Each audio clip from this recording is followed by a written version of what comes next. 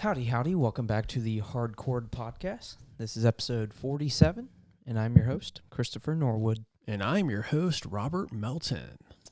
How you been, buddy? What you been up to? Anything new? Do we have to start the podcast like this every week? Yeah.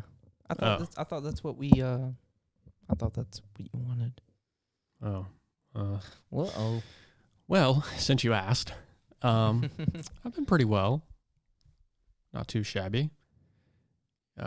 Just been playing Baldur's Gate as usual. Nice. You know, typical me, typical you. Yeah. Getting in some hours. Finally in Act 2. Finally in Act 2. I think. Honestly, I'm pretty sure. I think we're like towards the end of Act 2. I don't even know. Yeah, that one kind of... I was going to say that one kind of flew by, but we have been playing a lot. Mm-hmm. So it's probably like the same amount of hours. We've just been playing pretty consistent. Yeah, that's true. I can't remember. Did you already mention like the new apartment? Did you mention that in the previous episode? Probably Ben mentioned that. What do you mean? Just forgetting. Since Just that like you know, just life, you know, what's new. Oh, yeah, I've definitely mentioned that in the Okay. prior episode. I went over there for the first time. Yeah, you did. The other week we were celebrating his girlfriend Ashley's birthday. That's not true. Oh, it was a housewarming party. Oh, yeah. shoot. It was a housewarming party. But her birthday happens to be coming up. Yeah. Y'all are celebrating in that a couple weekends. Yeah. But yeah, no, I like this space. It's like really cozy, very vibey, very like fall, spooky vibes. Oh, yeah. That's what Ashley's all about. Yeah, that's true. 24/7, 365. Yeah, she's a devil. She's a witch. Thank you. Appreciate that. I think it's cozy also. Yeah, no, I dig it. I really dig it. I like your cats. Y'all's cats. They're cool. Boots and Matilda. Yeah. Shout Very out. cute. Hey, if y'all are listening. Are you curious what I got going on? You know, I wasn't going to ask, but to be a nice guy, I'll ask. How have you been? Next episode, the intro can be like something different. Yeah. I'm just, I'm a good friend. Just wondering how you're doing, making sure your mental health is okay.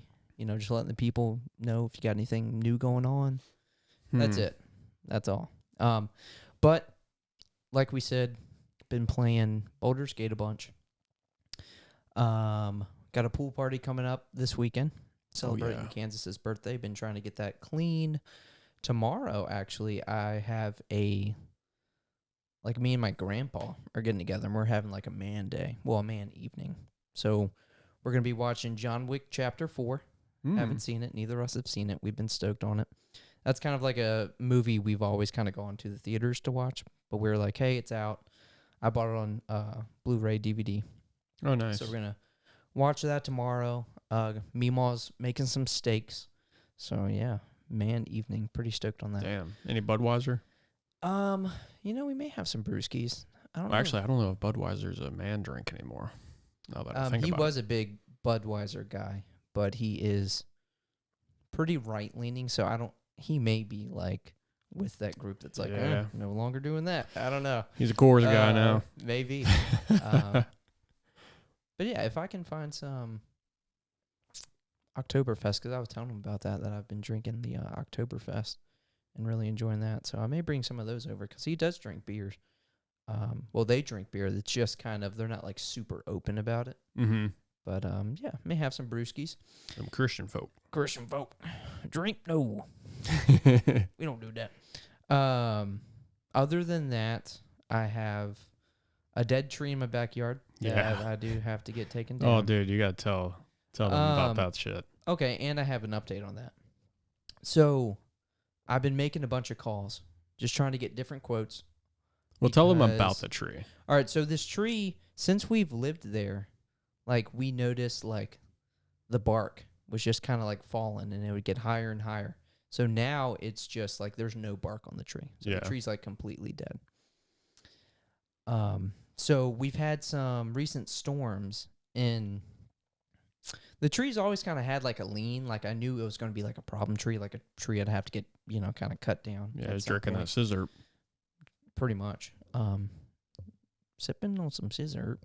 Sip. So some of the storms finally kind of brought it down. Not down, but like it kind of broke off. But luckily, some trees near it, some limbs, some trees in my yard, some trees in my neighbor's yard, some limbs kind of held it up. But since it's like leaning towards like my neighbor's yard, I'm like, all right, I have no choice. I have to like get this cut down now. So I've been calling a bunch of different like tree removal services in the area, and I had this one guy, the first guy that I could actually get in contact with. I gave him my address. He went and checked it out. He got back with me. He's like, "Hey, I'm gonna be honest with you. I don't want to do this just because it's like risky. Because I guess the equipment he has, he's not able to get like to my backyard to the tree, and usually when they aren't able to get their equipment in the area, they will just kind of scale another tree that's close by and kind of take it piece by piece until it's all the way down." It was like, there's no tree nearby to really do that. So this price I'm going to give you, it's crazy, but this is the price that I would feel comfortable to do the job. And before you say it, I want our listeners to just guess the price. Yeah. Like if you've dealt with this before, if you've got trees removed, it's expensive. It's really expensive. Just guess the price, and you're not going to fucking believe this. And he had told me up front, he was being honest. He was like, hey, like, I don't want to, he prefaced with that, like, I don't want to do this, but like, if you wanted me to do this, this is what the price would be. And he was like, any day, this is like an $1,800 tree. Because it's a big tree, but it's not like a huge, just girthy bad boy. Yeah. But it's a big tree. And he was like, yeah, any day, $1,800 tree. He said, he quoted me, $7,500. That is the craziest shit I've ever fucking heard. I know, dude. Absolutely wild. And you want to know what's even crazier?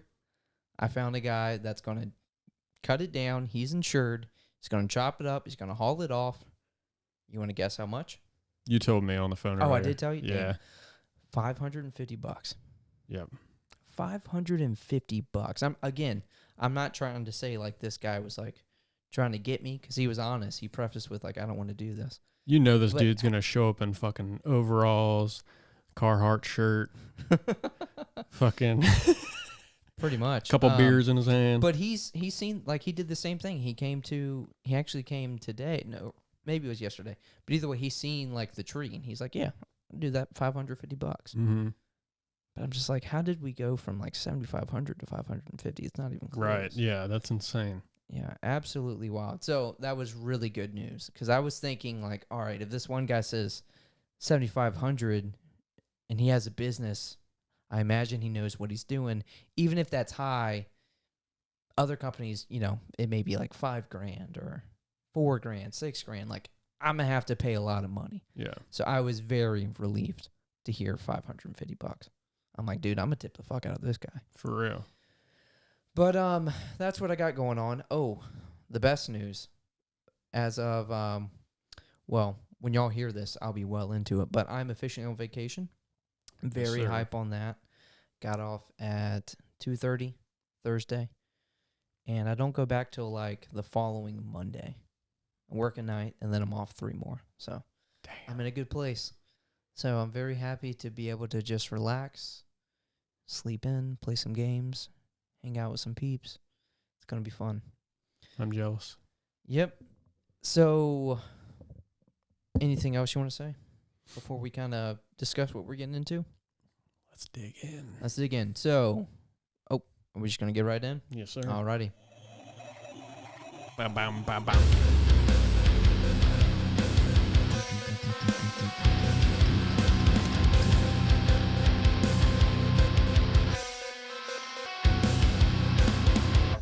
All right, so the main focus for today's episode is going to be fighting games.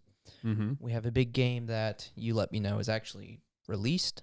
It's like it's out now. Pre-release, yeah. If you pre-ordered it, you can start playing it today, Thursday, the September 14th. But it does come out on September 19th officially. And what day is that? I don't know, 5 days from now.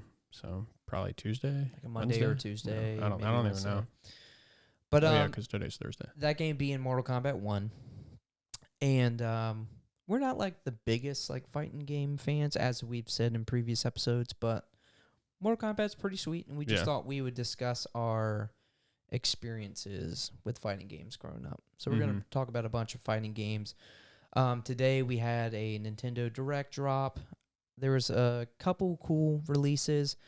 There's a State of Play that's dropping today, dropping right now as we record this. So unfortunately, we can't really cover that too much. But apparently, they're not covering any new IPs. It's just games that we already know have been announced. Yeah. We're just getting more information on that. Maybe new trailers, new information, new gameplay. So that'll be cool to look into, in the future, talk about that. Maybe talk about a little bit about that next episode. But, it's mainly going to be fighting games. And I kind of want to talk about this iPhone 5 a little bit as well. So we'll get into that because that is pretty sick. It can do gotta agree. Yeah. It can do, I don't know if it's right to say it can do some cool things, but it's just a very powerful piece of technology. So, without further ado, where do you want to start? It's a good question. I guess we could start with like the Nintendo Direct. Yeah, goddamn, I can't talk today. Nintendo Direct shit. Okay. So you would watch this because you kind of briefly went over it with me. But you would watch the full thing, right? Okay. So there wasn't like a whole lot that really interested me. It was pretty much 90% of like some like anime, RPG-esque. Ew. Tactical games, which I mean, some of them did look pretty, like, kind of interesting, I guess, but a lot of like remakes, like DS remakes and stuff like that. But there was one notable one here at the end of the showcase, which was Paper Mario: The Thousand-Year Door remake. Complete remake. Not a remaster, complete remake. And that was one I didn't play. That came out on the GameCube, but I know that is like a lot of people's favorite Paper Mario game and also just GameCube game in general. So that's pretty exciting. You know, I've always wanted to play it, so like this is the time to play it next year when it releases. And all we know is it's 2024. Yeah, right? that's all it said. So that's but pretty it hype. looks cool as hell. Yeah, hell yeah. Now it's always cool to see the like what they do with the Paper Mario games. Again, this isn't like a new game, it's a remake, but the way they utilize like the paper aspect of Mario, like him sliding in between like alleys or turning into a paper plane, or when they're fighting, it's almost like a theater. You see like the Toads and the Shy Guys watching the battle. It's like a play. It's just kind of cool to see like how they approach all that with the paper aesthetic, like the things you can do with that. Yeah, definitely a smart take on it. Oh, heck yeah. Yeah. The other notable thing was Super Mario RPG, some new footage shown. So we got new like gameplay? Yeah. Okay. Again, another remake of a game that was released on the SNES. Yeah. But this shit looks really good. I think I'm definitely going to cop it. Oh, yeah? I think so. Heck yeah. I love that for you. I was not aware that Square Enix also worked on this game. And I'm curious because you'd said that, and I don't know if for the original, like, Squaresoft worked on that. Like, under my head, I want to say that they did. Like, if they're going to work on this with Nintendo, I'm thinking, okay, maybe they had their hands in the original. I mean, it says, because, I mean, obviously Squaresoft's not a thing anymore. It's Square Enix. And it says Square Enix on it at the end. So, I would assume so. Maybe we get some, like, DLC Final Fantasy characters. That'd be sick. Dude, how cool. See, that's when, and I think we talked about it at the previous episode, but that's where I will take, actually it may not have been the previous episode, but that's where I'll take Chibi Final Fantasy. Yeah. You know, like these characters done in like Mario aesthetic graphics. Like, you get a mushroom, you get your original form back. Oh, dude, that'd be sick. That would be cool. they're already somewhat in the same universe, Smash Bros. I mean, yeah, it's true. You're right. Yeah. I didn't even think about that. They've been in Mario games. Yeah. You know, so we could at least get Cloud and Sephiroth. Which means Nintendo characters and Disney characters are in the same universe also. Oh my gosh. I'm honestly surprised we haven't already seen like Nintendo and Disney I know. together. Kind of crazy. Like iconic IP Nintendo characters. Yeah, because they're like the biggest rival animation studios. I don't even know how to conjure that thought, but yeah. Pretty much, yeah. Pokemon and Disney. Mm-hmm. But yeah, that comes out November 17th, right 2 days before my birthday. Oh. So that'll be a cool one. Heck yeah. Wonder what games I'll be playing around then. Birthday Baldur's gift Gate for sure. Yeah. You'll probably be halfway through Act 3. Yeah, literally. Yeah. So I just finished my 15th campaign. Yeah. You may be finishing your like solo campaign because you're still in Act 1 of your solo campaign. Yeah, I've been taking my time on that. I think I'm over like 20 hours in that solo campaign, and I'm still in Act 1. Dude, I remember when we went through the Underdark in our like multiplayer campaign, and I was like right there in my solo campaign, and I was like, dang, I'm kind of dreading going through all this again, which it wasn't bad, but now I'm really dreading. Like, it's fun, but I'm like, damn, there's a lot of shit in Act 2. Yeah. And I got to go because I'm right there in my solo campaign to take the elevator, and I'm like, oh my gosh, that's a lot of shit. Yeah, I feel like it is the thought of it is dreadful, but I think when you get into it, you're gonna be like, okay, I know what to do exactly, and exactly, yeah, and I can make some different paths. Yeah, yep. It's like, oh, I would have done that differently. I'll do it different in my solo campaign. Yeah. And also, since I am like playing through the game pretty much twice, I just put it in easy mode, so it's not like it's dreadful where I'm like, oh man, this part was really hard. It'll be easy. Do you hear that? Fair enough. It's really been fun.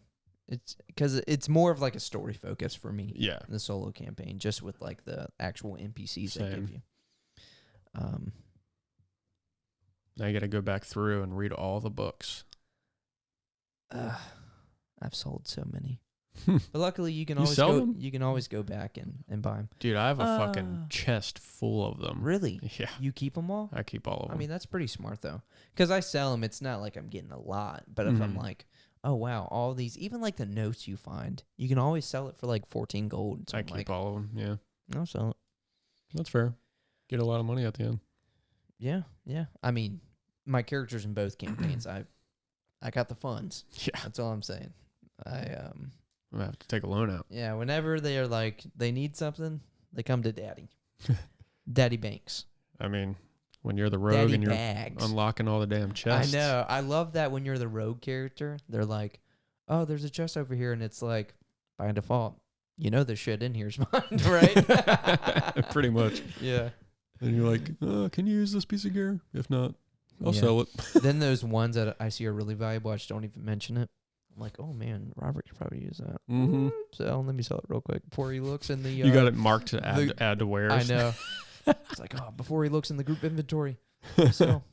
So those were the main two though that you took, the main takeaways from the Nintendo Direct for you. I think you've seen a little bit more on like, was it Detective Pikachu, but nothing like notable.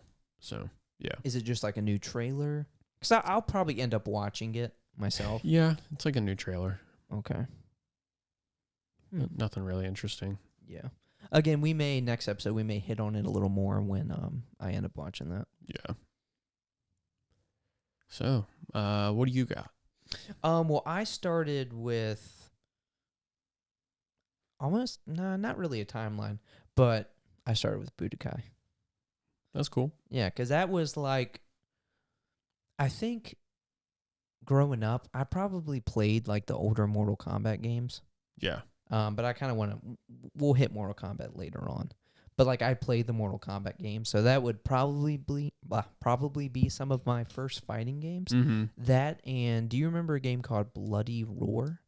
That was a really cool one growing up. I don't know the name, but I may have played it at some point. Because again, back in like the 90s, early 2000s, remember how we've talked about it was all about like monsters and like transforming and shit. And that's what that game had. You would be these fighters, but then you could like transform into like an animal version of the fighter. So like there was like lions and tigers, and then this one guy could transform into like a chameleon. Oh. And it was pretty cool. But first big fighter that I've like gotten. Oh, apparently we're getting new Final Fantasy information. Yep. Bloody roar.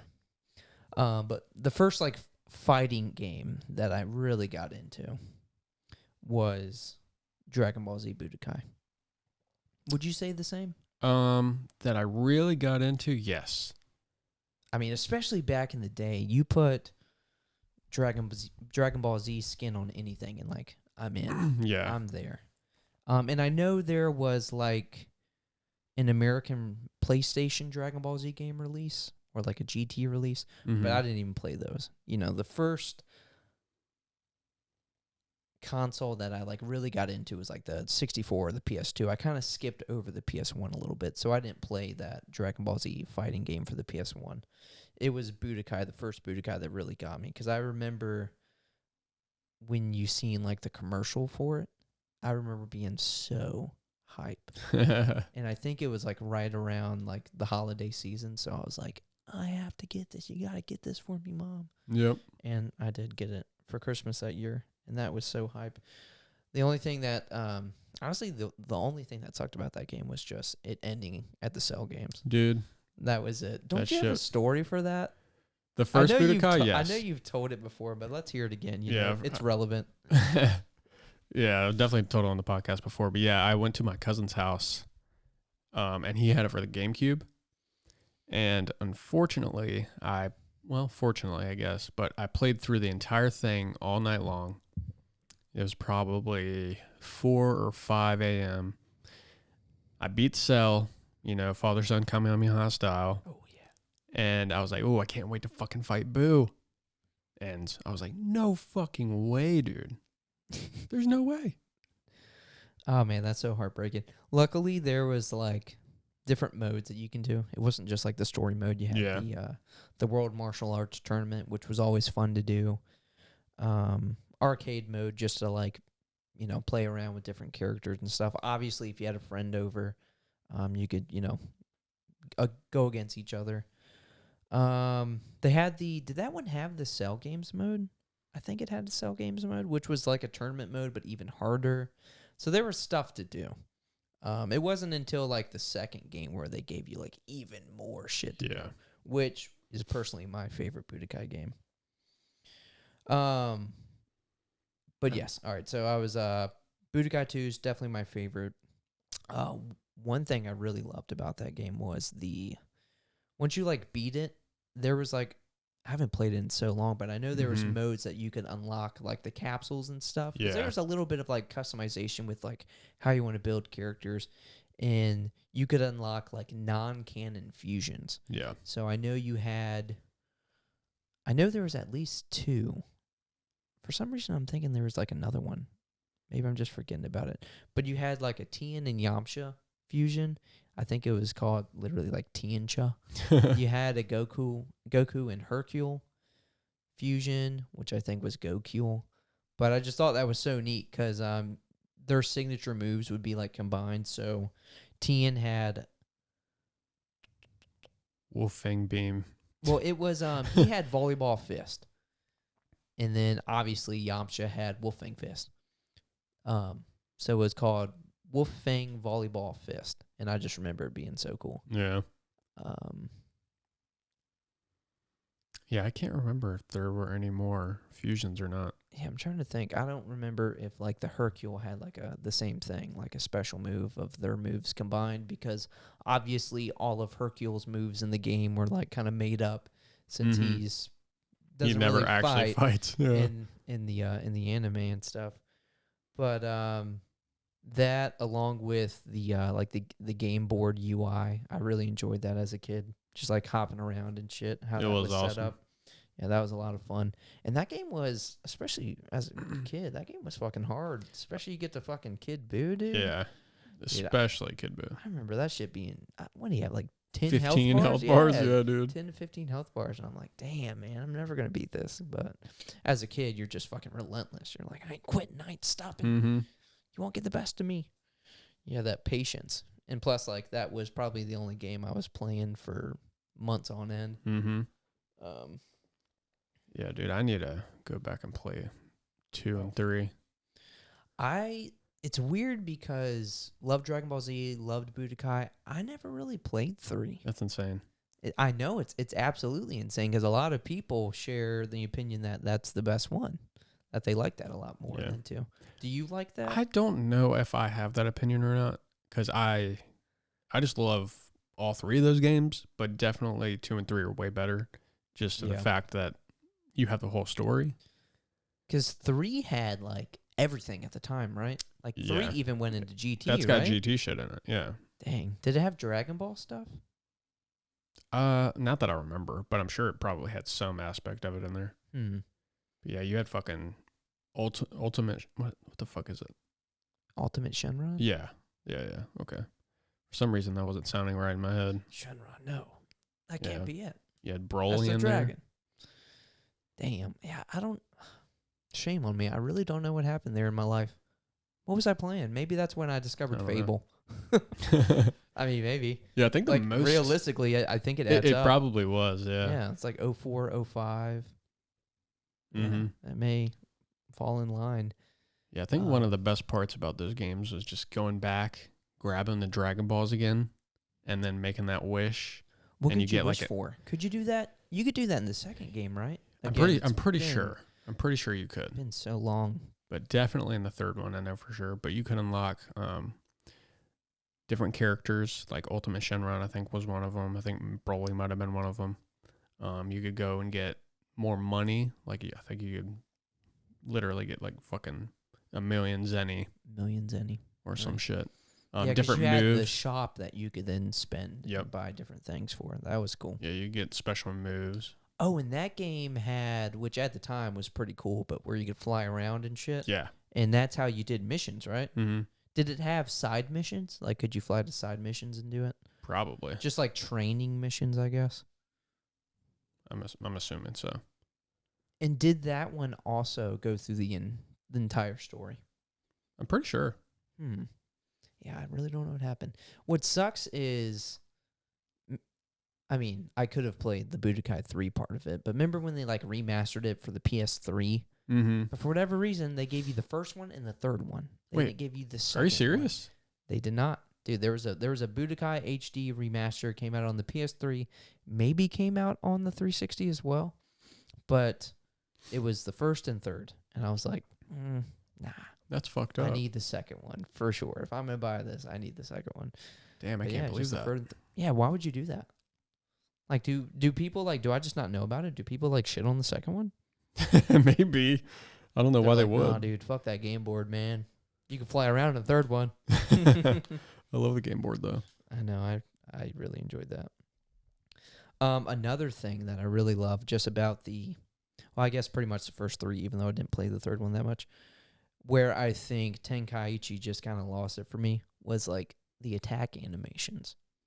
You know, you do the combo, and then it would put you into that animation, which was always so sick. Yeah. And then Tenkaichi is just you kind of do the move right then and there. I'm like, yeah, ruined it for me. I was definitely more fond of the like Budokai style. Yes. I don't think anything beats the Budokai style. Like even in what's the newest Xenoverse, like the newest fighter. Oh, like Kakarot, fighter ones. Xenoverse. Yeah. Those ones are fun. Yeah. But it's just does not hit the same. They just took... Because you can spam it. Yeah, and they just took the Tenkaichi and just made it better with each installment. Yeah. But yeah, just for me, I know that like in Dragon Ball Z, that's just kind of more realistic. Mm-hmm. Like obviously, when you're doing this, it's not going to show the same fucking cutscene. You do Burning Slash 3 times. It's more realistic just to do it then and there, but those cutscenes were sick, man. Yeah. Because speaking of Burning Slash's Trunks, dude, that was always so sick. Dude, I know. The sword, sing, sing, sing, sing, sing, sing, sing. Mm-hmm. Burning attack. Oh, God. The fucking thumbsticks. That was the best. Fail every time. I was never quick enough as a kid. Yeah, those were good. I never got into the Tenkaichi series really that much. I don't know what it was. I don't think I ever actually owned one. So it might have been just that. But yeah, I just never really got into the Tenkaichi series. Those were the years of good old Blockbuster. So I don't think I owned them either. But I remember renting the first one because there was 3 of them. Mm-hmm. I don't even think I played the third one. There's a theme with the third game and me just never playing it. Yeah. Did you ever play? This was like a last second like game I remembered. Dragon Ball Z game. Did you ever play Sagas? Yes. Sagas was awesome. That was more of like a 3D like action game. Yeah. But you went through the.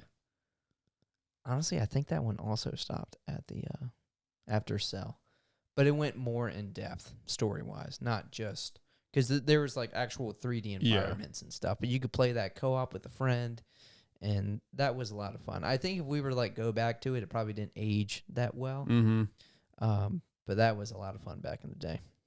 Like I remember when you would like charge up like your special moves, Kamehameha and all that stuff, it would like go in slow motion.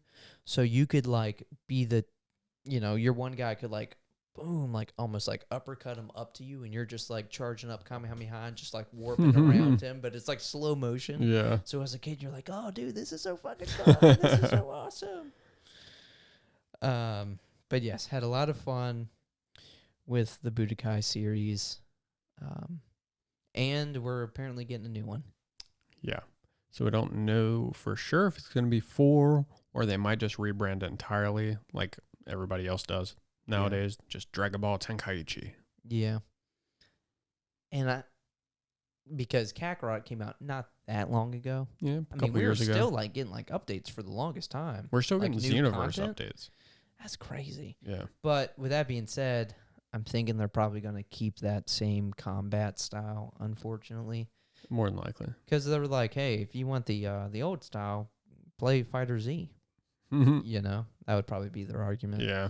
Which we did kind of dive into that a tiny bit, and that was fun. Yeah, that's a good game. That was fun, because that was more like a Street Fighter style game take on like the Dragon Ball Z universe. Mm-hmm. And that was fun. Definitely didn't hit like Budokai did, the originals. No, I don't think any game can fucking touch Budokai. Yeah. Not in the same way. And there's, admittedly some nostalgia attached there. Some bias. Hey, definitely some bias. Nostalgia bias, that's a better way to put it. But I'm pretty stoked for this new one. Yeah. I'm ready for some more information because we literally got we have nothing. We have like a minute trailer of that. Yeah. And it just shows the old Budokai or Tenkaichi. Yeah, the old ones, and then it showed Goku charging up in the old ones, and then it transitioned into like the newer one. So we at least kind of see what the graphic style is going to be, which it looked good. Mm-hmm. Which, I mean, Kakarot looks good. Most like video game anime adaptations look great at this point. Right. Like we've come so far. But yeah, all that to say, pretty stoked on that. But that's all I had on Budokai. Like, that was just a big part of my childhood. Loved those games growing up. So for this new one, do you think we'll get characters from Dragon Ball, Z, GT, and Super? Absolutely. Absolutely. Because we've had, like, the Raging Blast games. We didn't even talk about that. For whatever reason, I, didn't really get into those. I played both of them. That was, when GameFly was like, well, I think GameFly is still a thing somehow. I have no fucking idea how. But when that was like the thing to rent video games, I got both of those through that. And I gotta say,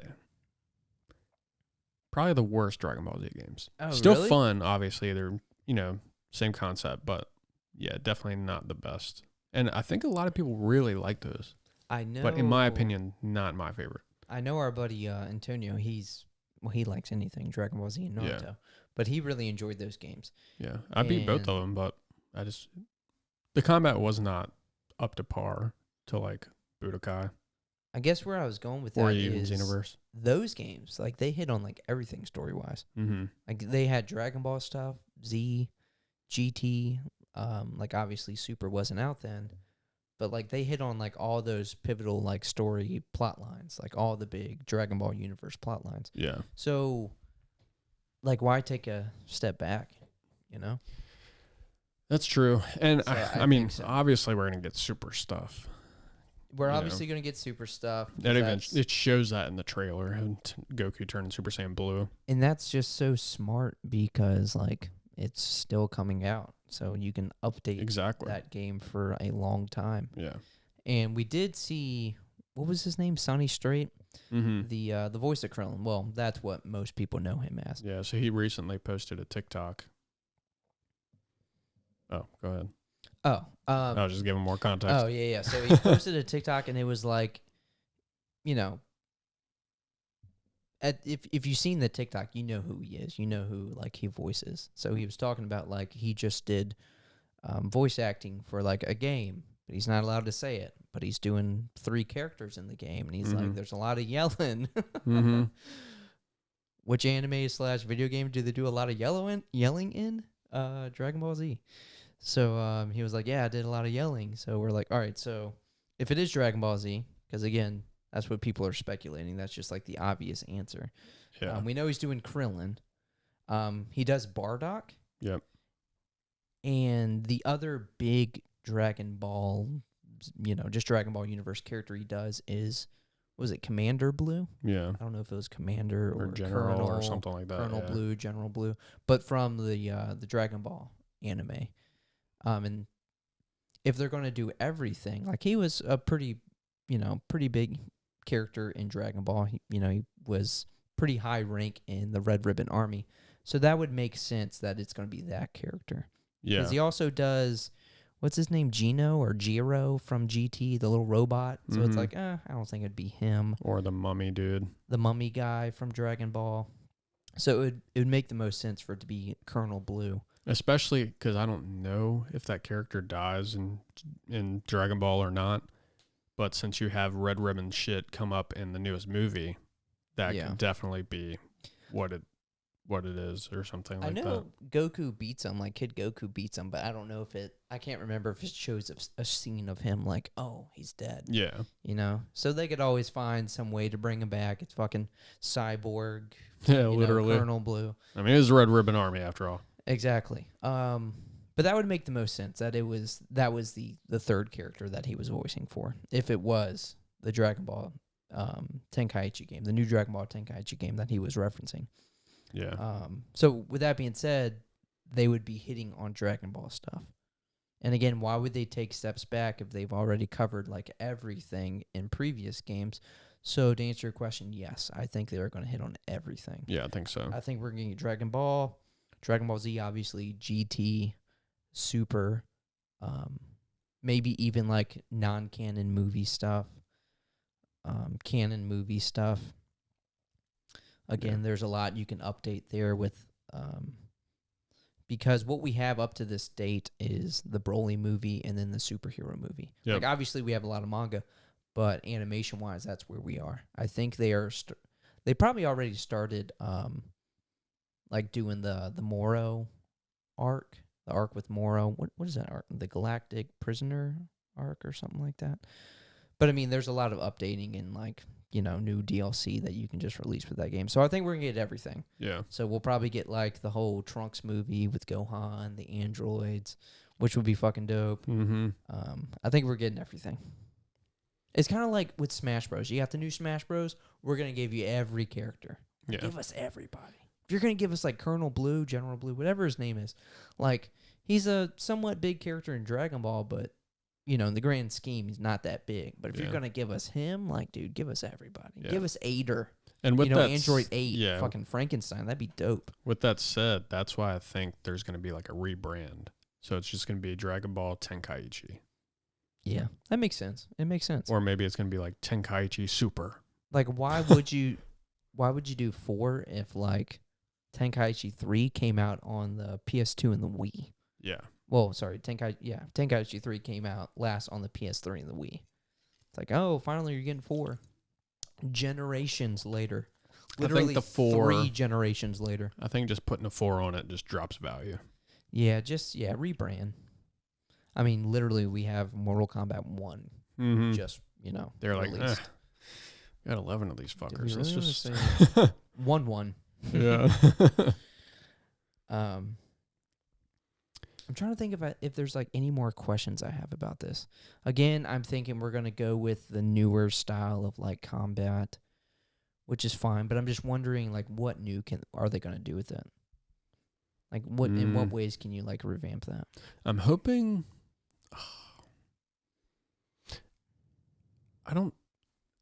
as far as combat goes, I'm not too sure, but I wonder how the actual game is going to be. It'd be sick if they went through like some kind of RPG-esque stuff. Yes, but I guess it wouldn't really work out though, since there's so many characters and so many sagas. Yeah, unless they went full JRPG. I may be in the minority here, but don't do a Xenoverse with this game. No. Like don't add in some really, in my opinion, stupid storyline. Yeah. Where like something's happened with the timeline and these characters their 15 eyes are glowing and they're evil. You need to do something to correct the timeline. You're a time force agent, whatever the hell that you were when you created your character. I'm like, that's lame. Yeah. That is so lame. Don't do that. Just take us through the story. Let us pick like. You can start us off with Z. Maybe you unlock Dragon Ball. Start us off with Dragon Ball. I don't know. Or just let us pick. Maybe it's all open. I feel like that'd be dope. That would be cool. RPG elements, I think it'd be cool, like what they did with like Kakarot, where you have like the stamps and stuff, and if you had like these 2 stamps, then you unlock this. You may get an extra 10% Kai, or another health bar. Things like that. Like that'd be cool. Or just have like a ton of costume unlockables. That's what I'm hoping for. Every outfit from the series. I can't talk today either. One of them days. Something in the air, man. Something in the air. But yeah, like every outfit from the series, that'd be so dope. New outfits. I picture playing as like Gohan in his like almost like scholar outfit where he's got like the short sleeve white shirt, but then like that black vest, the tan pants, it's all tucked in, the glasses on, like playing in that outfit. I'm fighting Boo or something, like that'd be cool. I'm trying to play Boo in the Great Saiyaman outfit. Yeah, something like that. Like that'd be pretty cool. And I'm not mad at a even if there's not like a Xenoverse element where it's like some crazy story, but it would be cool to just be able to customize a character or something. Yeah. You don't have to go through the story, but just to be able to customize a random character that you can play through the tournament with, or just like an arcade mode. I mean, if they learned anything from fucking Xenoverse, it's that they need some customization. Yeah. Those games did very well. That's why they're still making content for the second one. Damn. That's wild. Like still? Yeah. Or are they done? No, still. Well, I mean, they might be done now, but not too long ago. What was the last thing that came out? Probably some of that movie shit. The superhero movie? Damn. Wow. But yeah, I'm pretty excited for that. Same. Yeah. Definitely looking forward to it. That was going to be dope. Need some more information on that. Yeah, ASAP. Just by the end of the year, just give us some more information. Yeah. Give us like some gameplay. Not in a new trailer. Well, I'll take a trailer because again, at this point, we have only a teaser. But give us some gameplay. Give us like the Nintendo Direct of it. Mm-hmm. Let's just give me 10, 15 minutes where we're just talking about this, yes, you can do this, you can do this. Bandai Namco Direct. Yeah, I'll take it. All right, I chose Budokai. You choose the next one. Unfortunately for me. Or do you just have Mortal Kombat? That is all I have in my notes, but I guess we can go... What's another fighting game you like kind of grew up playing? Even if it's like not that much, because a lot of these games, like I didn't play that much, but... I mean, my first thought's Street Fighter. It's like going to an arcade, playing Street Fighter. But that's like really my extent on Street Fighter, actually playing. I remember going over to a buddy's house and playing. It was one of the Street Fighters on the PS1. So there's no telling which one that is because I think a lot were released on the PS1 or were like remastered or ported over to the PS1. Because like you said, like the arcade is where that game like really lived, and that's where that game's heyday was in the arcade. But like I remember enjoying it. I didn't play Street Fighter that much. Obviously, we have a few Street Fighter characters in like Smash Bros. I really do want to play Street Fighter 6. Yeah, it looks good as hell. That looks sweet. I think that has like a somewhat of like a, not like open world, but I think it has like a story mode where you create your own character and kind of go through the story and walk around and shit, which sounds really neat. The game has high praise. I've heard really good things about it. So I definitely want to play Street Fighter 6 at some point, but I don't have much history with it. Yeah, same. But the newest one definitely looks good as hell. I'll probably play it at some point, maybe when it goes on sale in 5 years. Yeah. And that's Street Fighter 6, right? Yeah, I believe so, yeah. Okay. So another... Because, again, Budokai was probably the big one. But if one could take second place... Soul Calibur? Well, yes, but would Mortal Kombat take second place? All right, so it'd either be second or third. Would be Soul Calibur. I don't think so. What? You're saying that beats Smash? Oh, well, Smash... I actually didn't... We could definitely talk about Smash, but I didn't really even mention Smash. Since that's like a fighter, but it's like... I don't know. Like platformer, fighting game. I mean... Semantics. I guess I'm just thinking more traditional. Yeah, like 2D scroller type. But yes, hour-wise, definitely played a lot of Smash.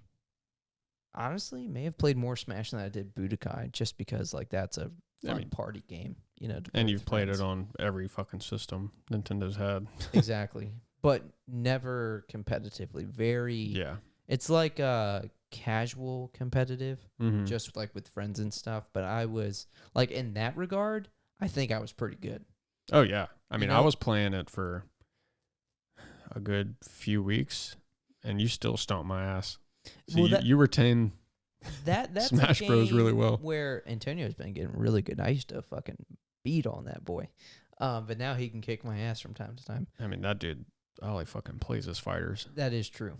But and that's Pokemon. A game where, like, I can play it, you know, we'll play it for, like, weeks or something. Friends come over, we're playing it for hours. And then you drop it for, like, a year or 2 years, pick it back up, one warm-up match, and you're like, all right, you know, I'm back. Down B. Okay. I'm back. Down B. Kirby? No, I'm just kidding. That was never me. I'm Samus, Yoshi, and Lucas. Those are my three. Yeah, a bunch of fucking cheese characters. Well, I will say Samus is like the biggest cheese character. Yeah. Especially out of those three. But that's just like, when I'm like... Well, you have to have like your go-to characters, because you can't just go to Game & Watch and fucking shit on people unless you're like a professional damn player, you know? What do you mean? Are you saying like he's just like a hard character to play at? Yeah, like if you play with somebody around the same skill level as you, and you both are really good at like a few characters, you can't just like pick Game & Watch up and shit on that dude. Oh, you know what I mean? Yeah, I see what like, you're he's saying. Still gonna stomp you. Yeah. Whenever I'm like trying not to take the game super seriously, I'm playing a Samus. Yeah. Because that is a game that it's ingrained in me just from playing with like my buddies, like Will, Joe, Josh, Eli, mainly Joe and Eli. Like, we were so competitive with that game. So when I'm trying not to take it seriously, I'm playing as Samus, and I'm just kind of memeing. You know, we're playing Hyrule Temple. I'll go to the bottom where you can just like fucking smash somebody. Yeah, get 500 HP and still like remain on the stage. Yeah. But I'll just go down there, you know, charge up a shot, up B some people, wait for my timing. Boom. Goodbye. But Lucas was probably my like more serious character. I like more recently picked up Yoshi. Yoshi's just fun. Who doesn't like Yoshi, you know? But Smash Bros is dope. Like, I remember renting it as a kid for the 64. That's a game that I definitely started. You know, from the bottom. Now we here with Ultimate, but I started with, you know, Super Smash Bros 64. I don't know if I really have any memories, like, like big memories with that. I think that was just something I played by myself for the most part. That was when you're first introduced to Master Hand. Yeah. Who, by the way, has a fat cock.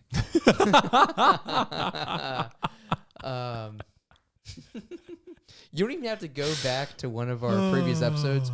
We have like a reel or like a TikTok about it. Yeah. That I'm sure you can find on the Instagram page. Yeah. But remember.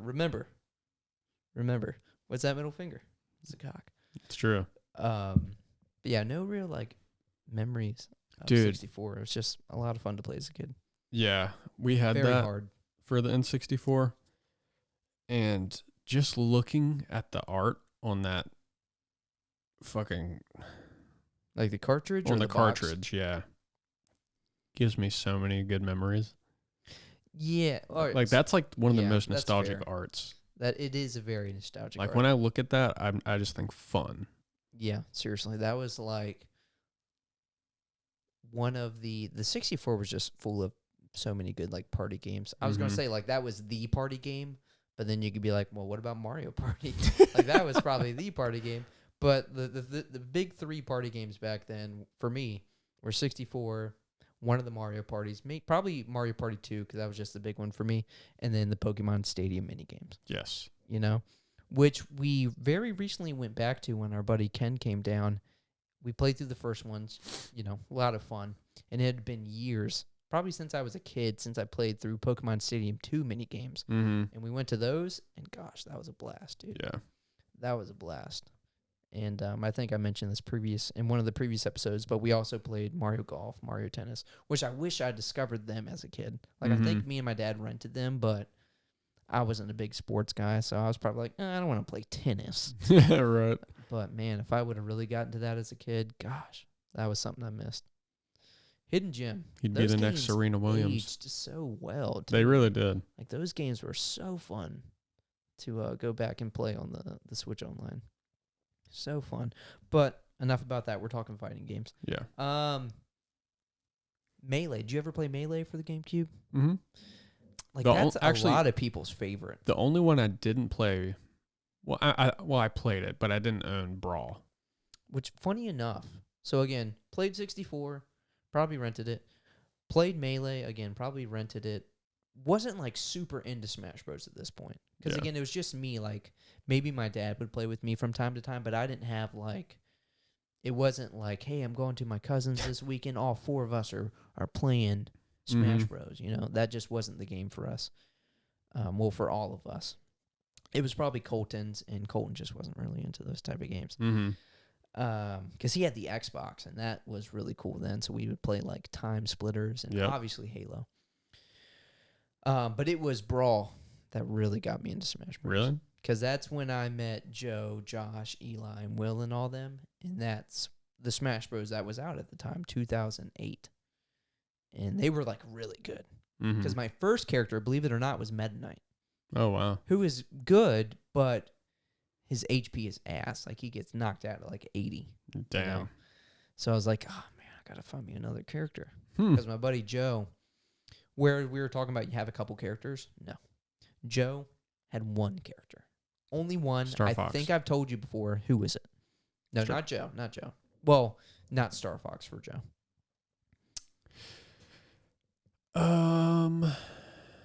Pretty random character. Josh was Link. Yeah, Josh was Link, and then Eli was really good at the game. So he had a bunch of characters. He could really just be anyone and be good at the game. But he had a few mains. Was it Lil Mac? No, Brawl. So Lil Mac Brawl. wasn't Okay. even. Damn. I don't know. Who was it? Luigi. Oh, interesting. Luigi. And gosh, that was like, I like Luigi, but that's like my arch nemesis even to this day. Just because his moveset, dude, when we would have, it would be so intense, which competitive players would probably watch us and laugh and be like, oh, y'all are shit at this game. But when it was just like 1v1, me and him, dude, we were just fucking, it was just a big fucking rolling match and just see who would get hit in and then roll and then fucking dodge. And I know Luigi's fucking moveset like the back of my hand, dude. Yeah. I actually have a kind of a funny story about Melee. Mm-hmm. I remember going, because that was the one on GameCube, right? Yeah. Yeah, that's what I thought. I remember going to my grandma's house in West Virginia. Mm-hmm. So before I actually got Melee, for some reason she had it on her GameCube, which I don't think was hers, but I don't know. I think there was like a kid that lived there at some point, and it was theirs.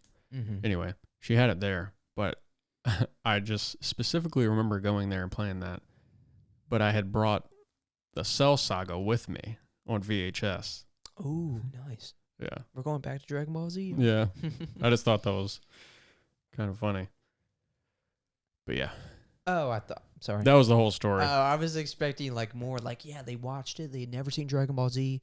They fell in love. Well, I'm pretty sure I brought the Cell Saga because I was going to watch it there. But then I realized, oh, fuck, I could just play Smash Brawl.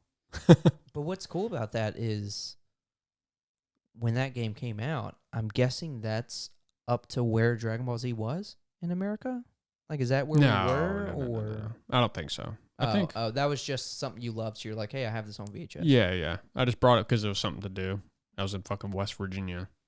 Dude, that was another thing as a kid. Like, again, it's kind of the same thing with, you'd only get like a handful of games every year or one game. Maybe a couple for your birthday or a couple for Christmas, but that's all you had. It was the same with like VHS and DVDs, especially VHS because that's what was big back then. So you would just watch that shit all over. Like everyone growing up had that movie that they just watched over and over. Dude, and over. I couldn't tell you how many times I've seen Lilo and Stitch. Oh, dude, I remember watching that in the theaters and I cried. Dude, Shrek. Oh, dude. The original Scooby-Doo. Well, Shrek even 2000, now, I think. I've seen so many times. Like, not that long ago, watching Yeah. over and over again. Yeah, there was... Spider-Man. That was my number one. I've seen Spider-Man so many fucking times, dude. See, I've seen, because of my brother... Love that movie. I almost said Little Nemo. Finding Nemo. Dude, I can't tell you how many times I've seen Finding Nemo. In cars. Oh. Those were his favorites growing up. Ciao. He loved those movies. But mine were... I was big into, like, the Disney classics. Yeah. Hercules and Peter Pan especially. Yeah. But dude, Hercules was my shit. Was number one. Dude. That was my shit. That was... All those fucking, like, classic Disney cartoon movies are fucking goated. Another one I really enjoyed back then and still really love is Treasure Planet. Mm-hmm. That's classic, dude. Page Master. Oh, yeah. Page Master. Shit, yeah. Yeah. What's that guy's name? Little Toaster. Oh, the brave little toaster. Yeah. Yes. He's so cute. Yep. And then the Blanky Master. Yeah. Mm-hmm. Damn. The mean, grumpy old vacuum. Damn, that's bringing me back. Homeward Bound. Do you remember that? Oh, yeah. Oh, Dude. yeah. There were so many good movies back in the day. Flubber. I mean, I remember it, but I don't think I was a fan. Oh, I had that on VHS. Gosh, we could do an episode on all these movies, all these fucking... We'll have a nostalgia episode. Mm-hmm. Well, I mean, I guess part of this is that. Yeah. Where were we? So, yeah, got really into Brawl. I was talking about, like, Luigi. You know what his moveset. Oh, right. And then after Brawl was the one for the Wii U. What was that one called? Super Smash Bros. I don't even remember that one was called because you had Ultimate, which was... Was there one before Ultimate and Brawl? No, before? So there was one after Brawl. Are you sure? There was one before the one on the Switch. What? There was one on the Wii U. Yeah, but I thought it was just Ultimate. It was the same one. It got ported to the Switch. Did it? Yeah. That was the same one? Pretty sure. Because they definitely added a lot of characters and stuff. I could fact check that, but yeah, they've been adding characters for years. You could be right. You could be right. I just... Super Smash Bros. Super Smash Bros. Oh, maybe it's just called Super Smash Bros. Wii U. Oh, okay. That's what it was. Interesting. Super Smash Bros. Wii U. I always thought it was... Or was it... Oh. So I got into that one a little bit. Interesting. In the same friend group. We all played it, but not like we played Brawl. Yeah. And then, we've all kind of been playing Ultimate. I always thought that this was Ultimate. No, that one's for the... I mean, like, because it looks very similar. Huh. The graphics of the Wii U and the Switch aren't that different. Yeah. It's not that much better. This entire time, I thought that was the Ultimate. This entire time, you've been wrong as fuck. Yeah. Sorry, I didn't mean to make that sound Meanie. so harsh. Meanie.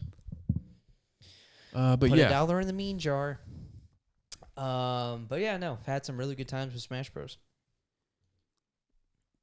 So what were you saying about Soul Calibur? Soul Calibur. So, I guess Soul Calibur could be number 4 then. I don't know. But that was another fighting series that I enjoyed. So, Soul Calibur mainly got into that one with the second game because the first one, actually, fun fact, I actually just learned this. So I thought Soul Calibur, the first one, I thought that was the first game. But it actually started in the arcade in 1995 with a game called Soul Edge. Oh. Yes. And then, do you know what system Soul Calibur was released on? Like the first one? The first one. I think, again, this may have been like an arcade game. But, like, what console was it ported to? No, I don't know, but I'll guess. Yes. And say NES? No. Well, I wouldn't think so. No. It was just a random How guess. would the NES run that? I don't know. I didn't know what style this game was in. Again, I said the very first one. Oh, well, that one was 95. Oh, okay. So, if anything, it would have been like SNES, maybe. Maybe like Dreamcast. But this was a 3D game, and you're absolutely right. Oh, really? It was Dreamcast. Oh, wow. I'm actually impressed. Huh. I'm impressed you guessed that. And funny enough, the first one is the only one that hasn't been like ported to a PlayStation console. Huh. That Must be like a rights thing. It may have been, which is weird though, because Soul Edge was on the PS1, like the very first game that started the series. That is weird. But Soul Calibur, the first Soul Calibur, was not on any like PlayStation like console. I wonder why that is. I really don't know, but it's pretty interesting. Yeah. But either way, I didn't play Soul Edge, didn't play Soul Calibur. I got into it with the second one. And the second one was released on GameCube, Xbox, and PS2. And at that time, I was pretty big with Xbox. Yeah. I just got an Xbox. And what was really cool with the Xbox version was you could get Spawn. Like, that was just badass. Because Spawn, whether you like to read the comics or know about the backstory or not, like, he's just a cool-looking character. Mm-hmm. Spawn's badass. Oh, dude, Spawn is sick as fuck. There's a reason your dad likes him so much. I mean, yeah. The animation style is just, his design's really And by the way, that game on Xbox, slept on. That's a good game. Is it really? Fuck yeah. I don't know why I didn't. That game was fun as hell. Damn. Hidden Gem? Yeah, definitely. Fuck yeah. Dude, I don't know. Dope. No, I'm just thinking back and being like, oh my God, this game's fucking awesome. Yeah. But nowadays, I don't know how it holds up. Right. Don't know if it aged that well. But back in the day, it was fun. Yeah. So yeah, the Xbox version, you had Spawn. GameCube version, you had Link, which was really sick. And then the PS2 version, you had that Tekken character, the old guy who has like the lightning. Should have been Lara Croft. Heihachi Mishima. I'm sure I butchered that. But yes, he was in Soul Calibur 2, the PS2 version. But that was like a reoccurring theme in a lot of the Soul Calibur games, is you had like these guest characters, which I thought was really neat. And I found all of them. I wonder if they started that. Because now like all fighters pretty much kind of do that. Curious if Soul Calibur started that. Because there's honestly, like, when you think fighting games, we know the big ones. Yeah. But dude, there are so many fighting games that we just have no clue. Yeah. Like, and again, these are probably still considered big ones, but obviously you have the Marvel-verse games. You have like Dark Stalkers. What is that one? I wrote it down. Champion of Fighters. Oh, King of Fighters. Guilty Gear. Injustice. There was actually some Gundam fighting games. There's so many fighting games, dude. Some crazy, like, weird names. I mean, you've probably seen them on Steam. Oh, yeah. These, like, just out of nowhere anime, like, fighting games. There's got to be thousands of them. Dude, there's so many. I don't know where I was going with that. Oh, you were asking if maybe they were the first ones to do it. So maybe, but I guess where I was getting at was, who knows, maybe one of those games, like, did it first. Mm-hmm. Like, I have no clue. I mean, not to mention all the fighting arcade games. Yeah. that we just, again, don't even know about. But I found a list of all those guest characters. Would you like to hear? Oh, fuck yeah. Your boys, and one of them. I know. So again, you had the Heihachi Mishima. You had Spawn. You had Link. So that was for Soul Calibur 2. Soul Calibur 3 did not have any guest characters. Oh, really? But I still enjoyed that one. I remember playing that one for the PS2 because that was the first one where you could create a character. I think that was the first one where you could create a character. And I remember that one being really fun. But for the fourth one, you had, from The Force Unleashed, you had The Apprentice, you had Darth Vader, and Yoda. I think The Apprentice was on both versions because Darth Vader was only available on the PS3 version, whereas Yoda was the 360 version, but that was, again, Soul Calibur 4. I know in that one you could definitely create a character because that one was pretty fun. I remember me and Colton renting that game and playing that one a bunch. From the PSP game, Soul Calibur Broken Destiny, Kratos was a guest character, which is pretty cool. Yeah. In Soul Calibur 5, you had Ezio from Assassin's Creed. You had Devil Jin, who was a character in Tekken. Oh, and you had, I thought this was pretty cool, Katsuhiro Harada. This was a producer for the Soul Calibur and Tekken games, but he was in What the fuck? the game. He wasn't dressed like a normal guy. I think he had a costume that kind of made sense with what was going on in the game. That's hilarious. But he was a character that it said that you fight him, but I'm guessing you could also maybe unlock him. But I thought that was pretty neat. I would love to see more of that in games. Yeah. I feel like you had a lot of those Easter eggs in older games. Remember all the the Halo Easter eggs? There were so many of them, but I know one of them had something to do with one of the producers or developers. There was a picture of him or something. Well, I know in Pokemon Red and Blue, and I think Silver and Gold and Crystal and Yellow. If you go into, I want to say Saffron City in the tower, actually it might be a different place, but I'm gonna say Saffron. In the tower, it's got a bunch of Nintendo staff in there that you can talk to. I always thought that was so neat. If I spent all this time making a game, you best believe I'm going to include myself somewhere For real. in that damn game. The credits, bitch. Not the credits. I'm going to be an NPC or something. And the last Soul Calibur we got, which was 6. Do you know who the guest character was? If you can picture Soul Calibur 6 box art, the character's right there on the front. What year was this? I want to say this was released for the PS4. I know that doesn't tell you a year, but you at least know it's in that life cycle. Gun to my head, I'm saying 2015, 16, maybe 17. Ashen one. Yeah. I don't know. I can't. I would honestly say more popular, especially now. More popular, more relevant. More popular. Fortnite. They definitely would have. Minecraft Steve. No, they would have really lost me there. Geralt of Rivia. Oh, I can. Yeah, you can picture it now, can't you? Yep. Damn. That is cool. Yeah, that was the last one we got. Soul Calibur 6. So with a new Street Fighter, a new Mortal Kombat, a new Tekken coming out next year,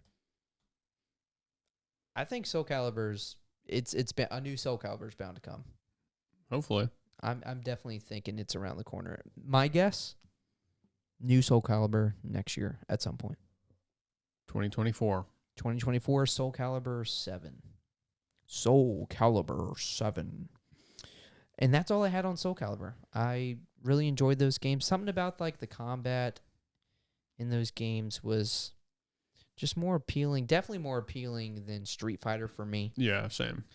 Mortal Kombat was kind of still this, they're very similar. Same with like Tekken. I mean, it's like martial arts with some magic when you could go have a sword. Yeah. Well, when you think about like those games don't really have like much there's story there, but you're not playing for the story, you're playing for the combat. Right. So at that point, it kind of comes down to like, okay, if you just love fighting games, you're gonna play them all. But if you had to choose one, it's like, all right, which aesthetic do I like more? Yeah. And I guess I would say Soul Calibur. But again, like Mortal Kombat aesthetic's really sick too. They're similar though. Yeah, they're very similar, but obviously Mortal Kombat's more like dark. Yeah. With fatalities and shit, just the brutality of it. Yeah, I guess more fantasy is what Soul Calibur would be. Yeah, and probably more anime-esque. Yeah. I would say. Yeah. Yeah, I think that's fair. Yeah, because Mortal Kombat, it's always been pretty realistic. Yeah. Like, even like the original Mortal Kombat games, those are just like still images, that are like moving pretty much. Like, you know what I'm saying with the characters? Oh, yeah. Like, it was always like pretty realistic. So, with that being said, do you want to go into Mortal Kombat? We can talk about it a little bit. I mean, well, real quick, again, we talked about Street Fighter. We can just real quick, because maybe we should just save Mortal Kombat for the last. Yeah. We're getting a new Tekken next year. Yep, January 26th, I believe. We've seen gameplay. It looks pretty sick. Again, Street Fighter's kind of doing something new with like the story mode. You're able to create your own character. Tekken seems to be doing something new with the arcade mode, where you almost create like an avatar and you like are actually at like an arcade playing like Tekken games. And there's like tournaments and stuff, and I'm guessing you can get with people online and they can be in your lobby or your arcade and you can play with them, see who's the best. There's a lot of like customization with aesthetics and costumes and stuff for all the characters. That seems to be a big thing that they were pushing. So it looks like we see like Tekken's doing something new as well. Street Fighter did something new. Tekken did something new. Is Mortal Kombat going to do something new? That's all I want to say about Tekken. It's like, it looks pretty sick. Fair enough.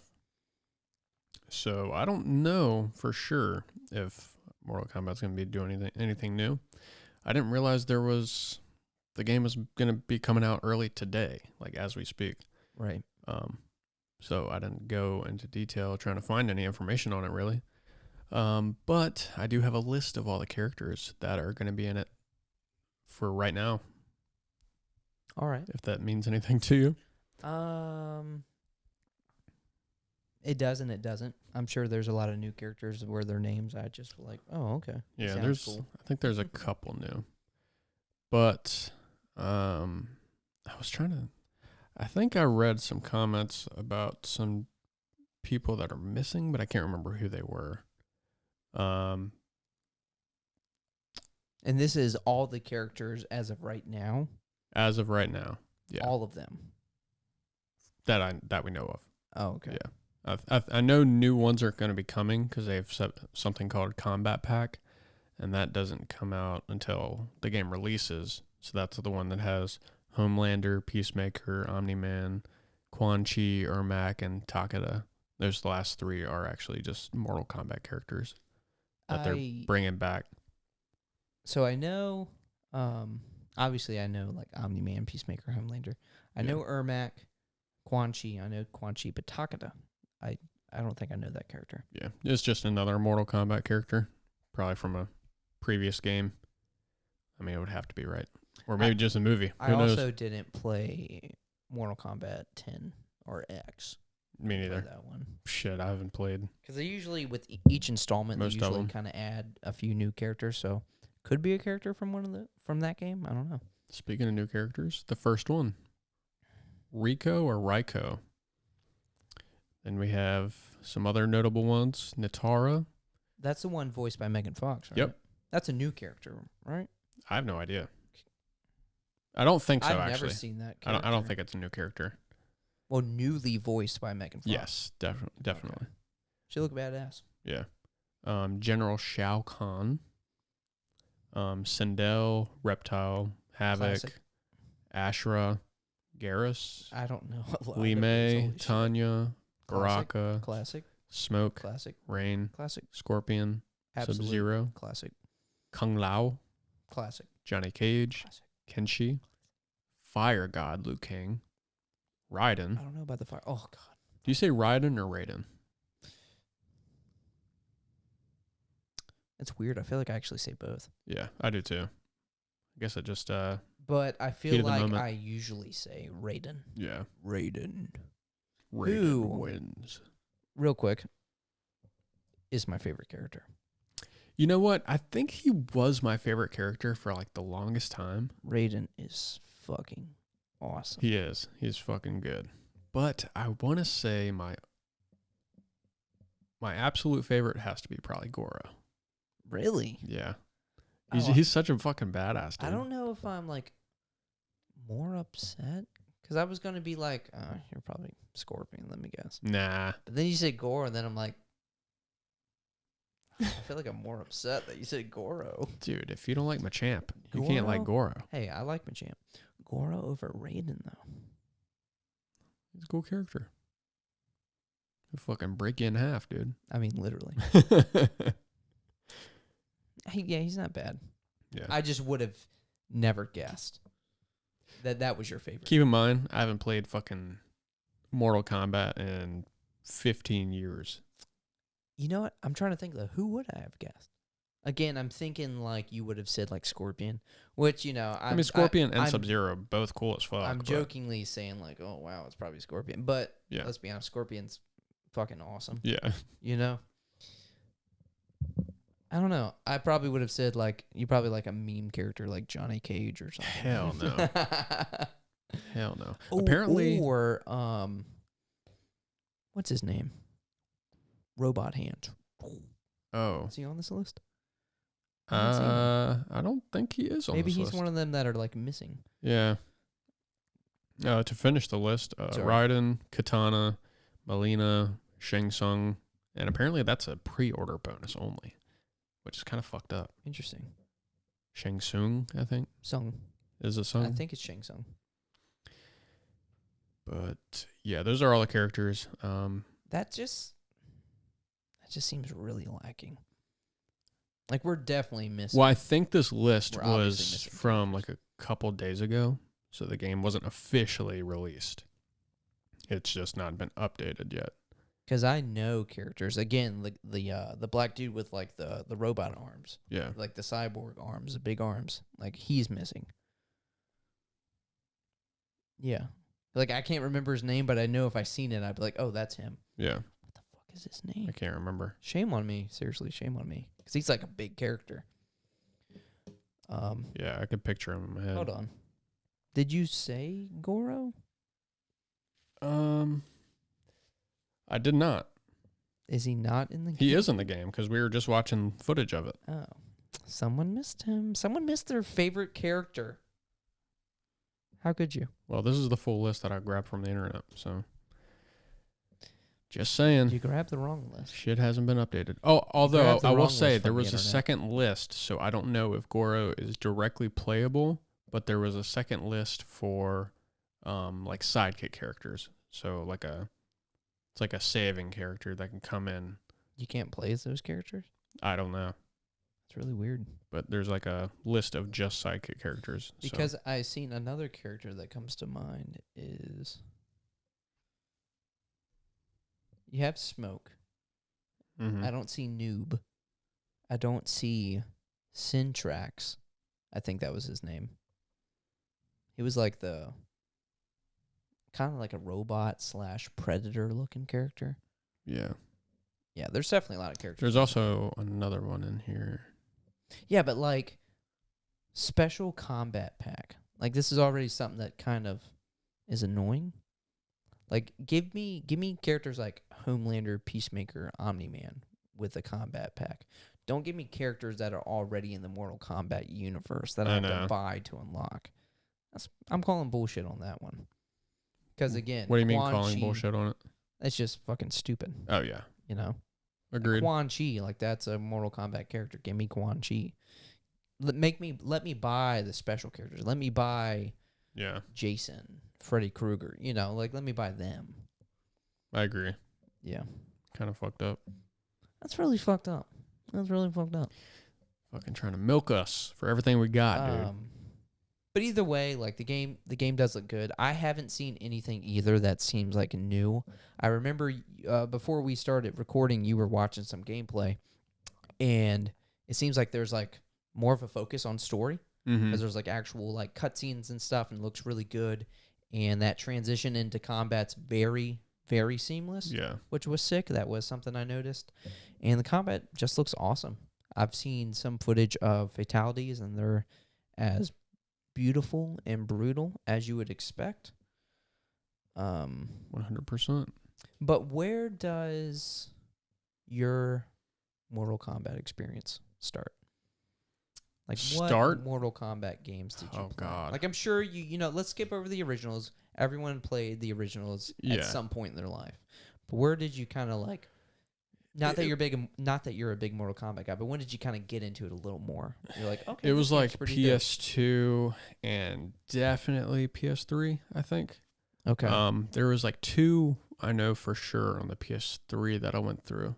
It could have been PS2. I can't remember. I think it's PS2. Because I can only... Actually, there probably was more than one on the PS3. But they weren't like traditional fighter ones. Okay. Although they had like some fighting elements. Let me know if any of this sounds familiar, because that's kind of where I started too. So the PS2, where I started with was Deadly Alliance. All right, let's see. Deadly Alliance. And that was the one where I think Quan Chi was like revealed. Like he came to this game. Oh, okay. He's like the ash gray kind of Kratos looking one. But this game was really cool. Oh, that's that one character I was pretty much describing. Syntrax or Cyrax or something like that. Yeah, this dude. That's the other dude you're talking about. Jax. Yeah. It came to me. I just had to see his face. Wait a fucking second. I look like Dracula. Yeah, that top right. That's Quan Chi. And then the guy in the top middle, I forgot about him. He was like the kind of drunken fist guy. You know, he was a big guy. I'm sure you can imagine him just. Yeah. He was really cool though. But yes, this was the first game I remember like kind of more so getting into Mortal Kombat with, because my cousin Quentin, when me and Colton would go over there, his parents were actually pretty big into it at the time. So we were all like kind of taking turns going through the like arcade mode. And that game introduced where you had weapons and you could stab your weapons into each other. Oh, and hell literally yeah. the rest of the fight, like they had this fucking sword impaled in them and shit. You could grab it back out.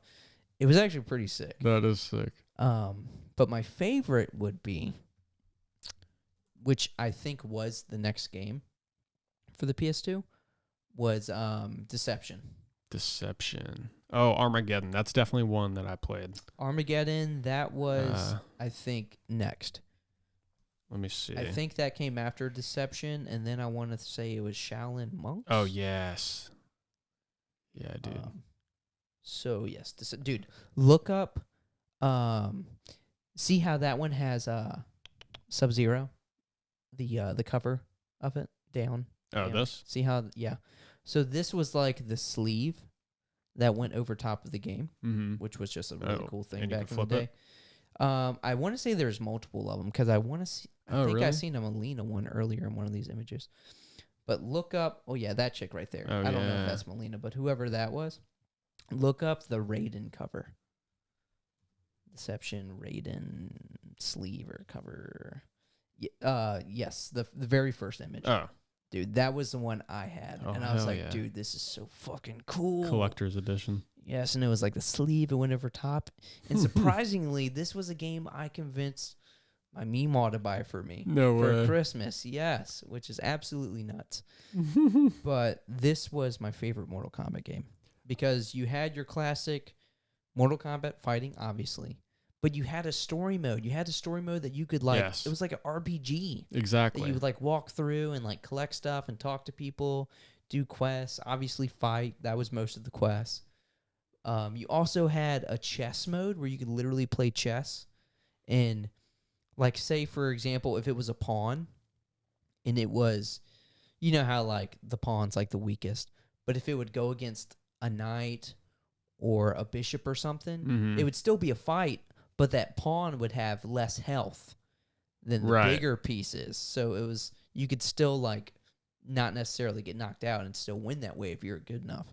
But that was a really cool mode. I'm surprised you remember all that. And then lastly, it had a kart racing mode, like its own kart racer. Dude, I do remember that, actually. Again, this was my my favorite Mortal Kombat. I played the shit out of this one as a kid. So yeah, you had Armageddon. Shaolin Monks. I mean, maybe that's the right order. I just thought it was Armageddon and then Shaolin Monks. It may have been. Either way, you had a decent amount of Mortal Kombat games come out for the PS2. Damn, dude. Oh yeah, so Armageddon, there was also a different mode in Armageddon, but whereas Deception had the more RPG-esque mode, Armageddon was just kind of more of a linear, like just story mode, progression. But what's cool that Armageddon introduced is that was the first Mortal Kombat where you could like create a custom character. And there was actually a lot of customization to it. I don't remember that, but that's cool. Yeah, you could create some like really cool characters. Yeah, Deception, easily the best one. Yeah, Deception was from what I've played. Awesome. So awesome. And then I actually think I slept on Shaolin Monks. I don't think I played that one. I don't know if I played this one or not. I mean, they all pretty much look the same. I mean, and plus, like, again, as a kid, you're somewhat judging a book by its cover. Mm-hmm. And when you go from, like, Deception, I had the fucking Raiden cover, Armageddon, I'm, like, creating my own character. And then Shaolin Monks, I'm thinking, like, as a kid, I'm probably thinking, oh, man, am I just going to be able to play as these two characters? Mm-hmm. You know? Very shallow way of, like, thinking about it. But maybe that's why I slept on it. Again, it was so long ago, I couldn't even tell you. Yeah. But, yes, PS2, that's where I mainly played Mortal Kombat. But then they somewhat rebranded for the PS3 because, like, Mortal Kombat came out. But technically, it was Mortal Kombat 9. But I don't think it was necessarily called Mortal Kombat 9 on, like, the box. Right. But, yes, that was a lot of fun, too. I remember me and Colton rented that, and we played through that. Hell yeah. That one was so dope. Complete edition. Kratos. Oh, complete edition. I think that added in Kratos. Oh, yeah. Mortal Kombat versus DC. Versus DC. Because I remember playing that at Terrell's I think house, I have this. I have this game. Wow, that's crazy. Holy shit. Yeah, I think I literally only played this at Terrell's house. So I didn't really get into that, but yeah, the complete edition one, the other one for the PS3 360, that was dope. That was so dope. Damn, yeah. Yeah, I forgot about this game too. And then you have Injustice, which is pretty similar. Yeah. I think that one's made by the same people. Most likely.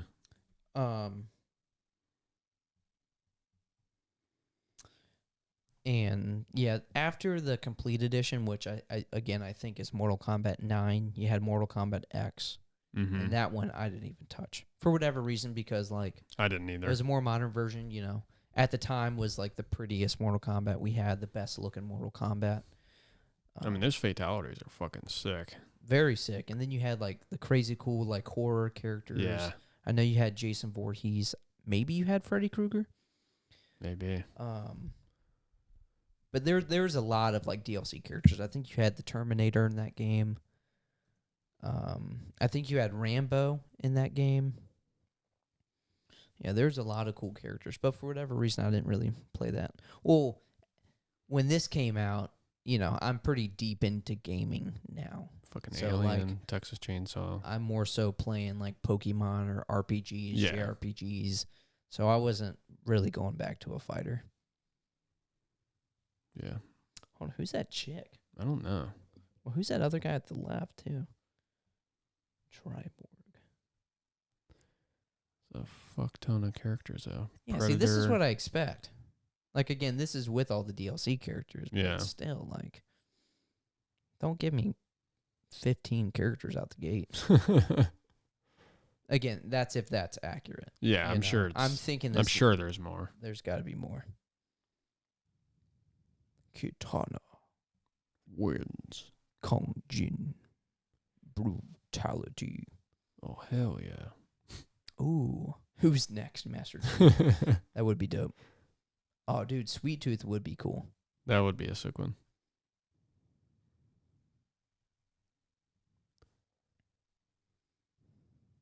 Yep, what's our time looking like?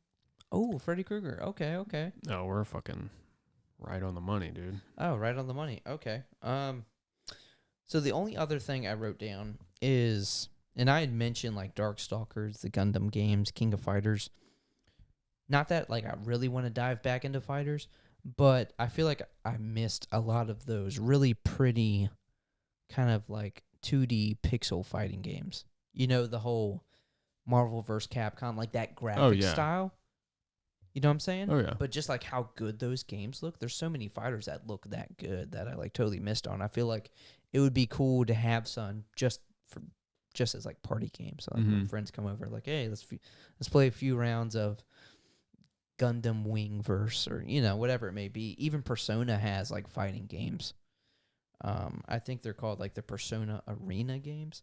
But like now that I know I've only played like Persona 5, but now that I'm like somewhat of like a Persona fan, and with like 3 coming out, the remake of 3, like it'd be kind of cool to go back and play like Persona games where like, oh man, it's this character. But it's literally a fighting game, not like a JRPG. Right. Very different. But yeah, there's definitely some fighting games I'd like to go back and at least try out. Yeah, the classic pixel like Marvel versus Capcom, those were cool as fuck. And they're old games, like you know, like when Street Fighter came out, and even some of the old Street Fighter games look good, but like those games, like the graphic style, like the design of the characters, because you know you had your normal like Marvel characters, but like I've never seen a cooler take on like the Incredible Hulk, Spider-Man, Wolverine. Dude, seriously. Like, dude, look at Spider-Man. I love Spider-Man in this game. Awesome. Like Mega Man, that's very classic Mega Man. But dude, yes, like they look so fucking awesome. Good timing because Roku is starting to whine. But yeah, like I would love to go back. And again, they're old, man. Like one of those goes back to the Dreamcast. I think a lot of these are on the PS1. Well, this is SNES. SNES? Mm-hmm. Dang. That's where I played it. Yeah, those games look fucking dope. Marvel but yes, Superheroes. I love that take on Spider-Man, where he has more of like the Amazing Spider-Man look, exactly, with like the big eyes. Yep, dude, fuck like the skinny, like muscular body, like yeah, dude. So that'd probably be a good one to get to play with friends. Hell yeah. Well, with that being said, yeah, it's been this has been episode 47 of the Hardcore Podcast, talking about fighting games. Hope you enjoyed it. We'll see you next week. Peace. Featuring Roku whining in the background because he's a little baby. I'm not gonna say that. He's a little baby. He's a little baby. He's just a little baby. Baby bag bitch. He is kind of a bitch. Let's call a spade a spade. Don't be a meanie. Oh, and Adam Blank is getting a new F-Zero game. True. F-Zero 99 or whatever it's called.